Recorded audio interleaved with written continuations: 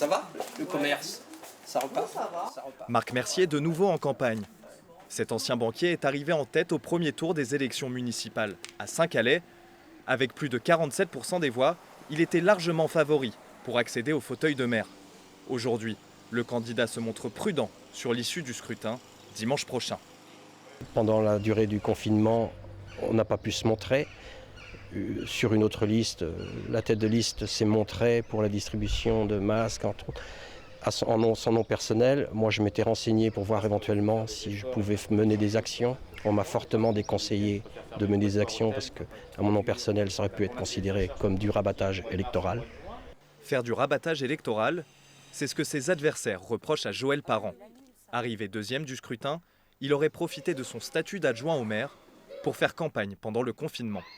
Avec certains de ses colistiers, il aurait fourni des masques aux Calaisiens, un moyen détourné de gagner des voix selon ses concurrents. Mais l'intéressé l'assure, ces distributions ont été faites dans un cadre associatif. Il n'y avait pas de récupération politique. Il y avait certains de colistiers qui étaient là, mais qui étaient des bénévoles. Il y avait d'autres personnes qui ne sont absolument pas sur ma liste. C'était un collectif et moi, dans les bénévoles, je ne trie pas. Je prends toutes les bonnes volontés. Joël Parent reste tout de même confiant quant à ses chances de victoire. A contrario, Pascal Janvier le sait, il a peu de chances d'être élu. Arrivé troisième le 15 mars, il n'a pas voulu fusionner avec une autre liste.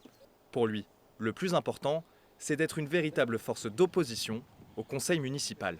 Gagner, ça me paraît difficile. On peut espérer gagner un élu supplémentaire. Peut-être 2, ça va être compliqué. Un sûr, j'espère. Ça nous permettra aussi d'avoir donc un délégué à la communauté de communes. Dimanche, les 3 candidats espèrent que les électeurs seront nombreux à voter.